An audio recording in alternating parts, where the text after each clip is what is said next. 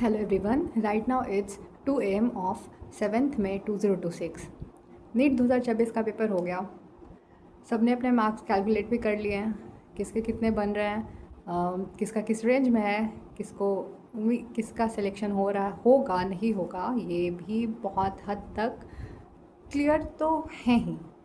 हाँ, इंतज़ार है रैंक कार्ड आने का। और फंसे हुए कौन से बच्चे हैं, तो वो जिनके मार्क्स 600 से लेकर 630-35 के बीच में आ रहे हैं, like me too. Last year I gave NEET, तो उस टाइम मेरे मार्क्स आए थे 512 विथ ऑल इंडिया रैंक 39174। और नीट 2025 देने के बाद मैं बहुत ज़्यादा परेशान रहती थी। हर रोज़ ही परेशान रहती थी, सोचते रहती थी कि क्यों मैंने ड्रॉप लिया। और ये मैं इतने ज़्यादा दुख में इसलिए रहती थी क्योंकि 2024 में मैंने नीट दिया था और नीट के साथ सीयूईटी भी दिया था। नीट में मेरा मार्क्स था 598 और उस साल मेरा all India rank was nearly 77,000। And in CUET, through CUET मुझे BHU में BSc एग्रीकल्चर का कोर्स फर्स्ट राउंड में ही अलॉट हो गया था। BHU is such a prestigious college और वहाँ पे BSc agriculture course first round में अलॉट होना मुझे बहुत बड़ी बात लग रही थी कि हाँ, ये मैंने सच में कुछ किया है, कुछ अच्छा किया है। तो लास्ट ईयर 2025 के नीट देने के बाद मुझे गिल्ट इसी बात का होता था कि क्यों मैंने 2024 में CUET को BHU को छोड़ दिया। मैंने फ़ी पेमेंट भी किया था 10,000 का, बट लास्ट में मैंने एडमिशन विथड्रॉ कर लिया था। मुझे हर रोज़ इस बात का अफसोस रहता था कि काश मैंने BHU को ना छोड़ा होता। मुझे लगता था कि मैंने अपने लाइफ का सबसे सबसे सबसे ख़राब डिसीज़न लिया है BHU को छोड़कर। इस साल I give my NEET exam. Marks as I said कि एलन आकाश के अकॉर्डिंग 620 आ रहे हैं। बाकी रैंक कार्ड क्या आता है उसके अकॉर्डिंग पता चलेगा कि हाँ ठीक है, मुझे क्या मिलने वाला है, क्या नहीं मिल सकता।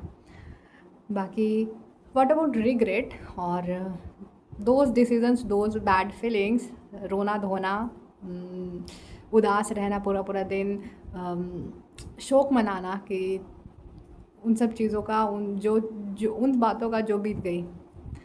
तो मैं इस साल ऐसा कुछ भी नहीं कर रही हूँ।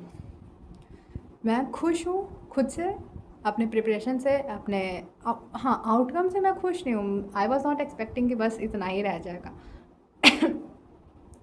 सॉरी। हाँ, मैं उस चीज़ से दुखी हूँ, पर मैं ज़्यादा खुश हूँ क्योंकि मैंने बहुत कर लिया। मैंने पढ़ाई की, मैंने मेहनत की, मैं इधर उधर ये वेलागिरी नहीं कर मैंने टाइम पास जैसा मैंने वो सब चीज़ें नहीं की। तो मैं खुश हूँ खुद से और अपने हार्डवर्क से कि हाँ ठीक है, आई हैव डन। जो रिज़ल्ट आएगा वो अच्छा ही आएगा। And I just want to tell you and I just want to say you कि जो होना था वो हो गया। अभी आगे क्या करना है उस पर ज़्यादा फोकस करना चाहिए हमें। बीता हुआ समय कभी नहीं आता और ना ही आज का समय किसी के लिए रुकता है। अभी आपका जो हर एक दिन जा रहा है, हर एक दिन आप शायद शोक मनाते हुए गुजार रहे हो या उदास होते हुए गुजार रहे हो कि क्या हो गया, ऐसा नहीं होना चाहिए था। इससे कोई फ़ायदा नहीं होगा। आई हैव डन दिस। मैंने लास्ट के 2 सालों तक यही चीज़ की। रिज़ल्ट आता उसके बाद मैं दुखी रहती, रोते रहती कि क्या हो गया, रिग्रेट करते रहती कि मैंने उस चीज़ को क्यों छोड़ दिया, मैंने लास्ट ईयर क्यों नहीं एडमिशन ले लिया। उससे कुछ नहीं होता है, वो बस आपका समय जाएगा, आपके मन की शांति वो भी ख़राब होती जाएगी। आपका जो प्रेजेंस ऑफ माइंड, जो हम कहते हैं कि सोचने समझने की शक्ति, वो भी आई हैव फेल्ट कि वो भी काफ़ी अफेक्टेड होती है।